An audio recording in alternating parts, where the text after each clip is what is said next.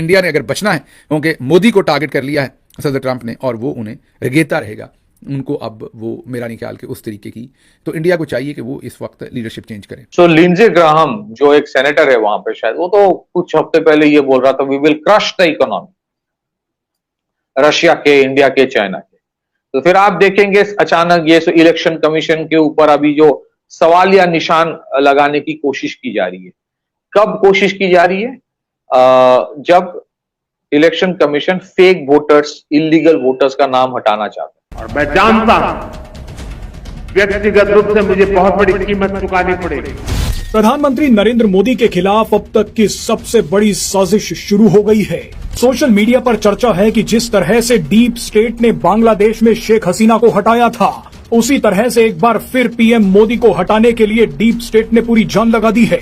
Deep state यानी जिसमें CIA शामिल है, वो विदेशी कंपनियां भी शामिल हैं जो भारत के बाजारों पर कब्जा करना चाहती हैं, और निश्चित रूप से अमेरिकी राष्ट्रपति डोनाल्ड ट्रंप भी डीप स्टेट में शामिल हैं। इन सभी का मकसद है कि मोदी को जाना होगा। खतरा इतना बड़ा है कि खुद पीएम मोदी ने कुछ समय पहले कहा था कि मैं जानता हूं कि व्यक्तिगत रूप से मुझे बहुत बड़ी कीमत चुकानी पड़ेगी, लेकिन मैं इसके लिए तैयार हूं। मगर सवाल है कि पीएम मोदी को हटाकर डीप स्टेट को क्या मिलेगा? डोनाल्ड ट्रंप पीएम मोदी के पीछे हाथ धोकर क्यों पड़ गए हैं? भारत की ही विपक्षी पार्टियों ने डोनाल्ड ट्रंप की भाषा बोलनी क्यों शुरू कर दी है? और क्या भारत में भी बांग्लादेश जैसा बवाल खड़ा होने वाला है? जब सदर ट्रंप अभी इलेक्शन लड़ रहा था, तो क्योंकि अमेरिकी डीप स्टेट जो थी वो सदर ट्रंप के खिलाफ थी, तो वो एक्सपेक्ट कर रहे थे कि मोदी उन्हें जैसे पिछले टेन्योर में इंडोर्स किया था, इस बार भी इंडोर्स करेंगे। मोदी साहब पतली गली से निकल गए और उन्होंने सदर ट्रंप को इंडोर्स नहीं किया। कुछ लोग ये तासर देते हैं, या उनका तासर है सारी सिचुएशन से, या उनका एनालिसिस है कि शायद सदर ट्रंप उनसे बदला ले रहे हैं और वो मोदी को अब बेइज्जत कर रहे हैं क्योंकि उसने उन्हें इंडोर्स नहीं किया। या तो पहली दफ़ा इंडोर्स ना करता, वो कहते हैं ना दोस्ती भी बुरी दुश्मनी भी बुरी, तो दोस्ती करके जब आप पीछे हटते हैं तो मामला ख़राब हो जाते हैं। तो मोदी को अब वो दोस्ती करने का नुकसान उठाना पड़ रहा है। इंडिया के पास ऑप्शंस क्या है? मेरे ख्याल में इंडिया के पास अब सदर ट्रंप के होते हुए ऑप्शंस ये हैं कि अगर तो मोदी रहा तो सदर ट्रंप मेरा ख्याल है बिल्कुल ही ठोक के रख देगा सब कुछ। तो इंडिया को चाहिए कि वो इस वक्त लीडरशिप चेंज करे। उनकी जो ईगो है उसको लेके वो चिढ़े हुए हैं, और उस चिढ़ में उन्होंने कोऑप्ट किया रिजीम चेंज ऑपरेशन के लिए किसको? धनखड़ साहब को।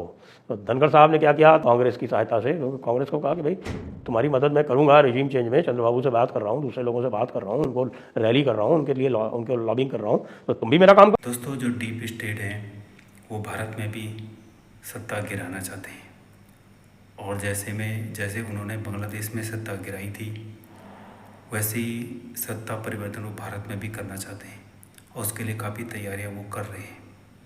लेकिन अमेरिका को यह बात जाननी होगी कि भारत जो है वो बांग्लादेश नहीं है। यहाँ किसी की सत्ता गिराना इतना आसान नहीं है। दरअसल दोस्तों, अमेरिका भारत पे टैरिफ बढ़ाता जा रहा है, और भारत जो है अमेरिका का कहना नहीं मान रहा है, क्योंकि दोस्तों कई देश अमेरिका के सामने आत्मसमर्पण कर चुके हैं टैरिफ के मामले, लेकिन भारत आंखें दिखा रहा है और कह रहा है कि हम किसी के दबाव में नहीं झुकेंगे। तो दोस्तों, अब अमेरिका जो है, डोनाल्ड ट्रंप जो है, भारत में मोदी की सत्ता जो है वो गिराना चाहते हैं, और इसके लिए वो तैयारी भी कर रहे हैं। तो दोस्तों, पाकिस्तानी मीडिया में यही चर्चा हो रही है। चलो देखते हैं वीडियो के माध्यम से क्या कह रहे हैं। वो इस सरकार को हटा नहीं पाएगा electorally, democratically. So what do you do? If I can't win, I will ruin. If I can't convince, I will confuse. और उसके बाद जब बुरी तरह से हार जाएंगे तो बोला जाएगा मैंने तो पहले ही बोला था, ये प्रोसेस ही गलत है। इसीलिए रास्ते पे उतरो। डेमोक्रेसी बचाना है तो इलेक्शन कमीशन को खत्म करो, डेमोक्रेसी बचाना है पूरा प्रोसेस को खत्म करो। रास्ता ultimately objective is same, anarchy. Arab Spring was entirely this template. Arab Spring था क्या? Arab Spring यही तो था। वो अमेरिका का, देखिए एक चीज तो मानना पड़ेगा, सरकारें आते हैं जाते हैं, कभी डेमोक्रेट्स होते हैं कभी रिपब्लिकन्स होते हैं, उनके अपने डिफरेंसेस कुछ भी हो, when it comes to America regime change की प्रोसेस में उनकी कोई चेंज नहीं आती। They don't change the process of regime change.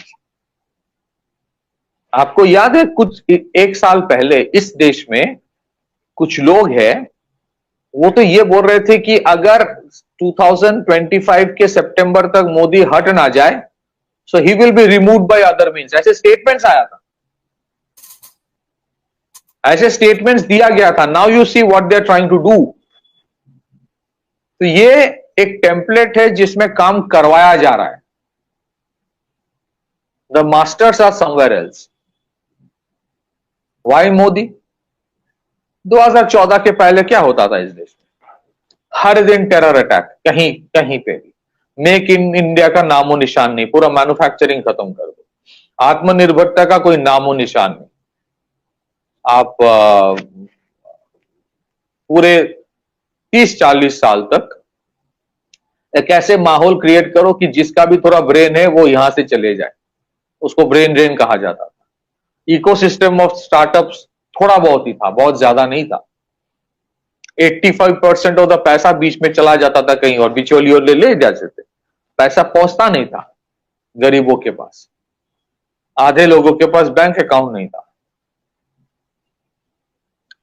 India was among the fragile 5 economies of the world as per Morgan Stanley. तो उसको अगर रोकना है, जैसे इराक में इन्वेड किया ना, इराक में इन्वेड किया, लीबिया में इन्वेड किया, अमेरिकन फाइटर प्लेन्स केम, सीरिया में भी वही था। सीरिया में क्योंकि रशिया बचाने आ गया, then the Russia Ukraine war started. Look at the trajectory. अब इंडिया में आके अमेरिका फाइट नहीं कर पाएगा, इंडिया में आके अमेरिका फाइट नहीं कर पाएगा, तो they have to do other things. तो फिर आप क्या करोगे? आपकी विडंबना यह है कि भाई इंडिया के इसको रेजिम चेंज तो करना है, हमें एक टट्टू बैठाना है, टट्टू हो पप्पू हो जो भी हो, हमें एक बिठाना है जो हमारे इशारे पे सारे चीज करे।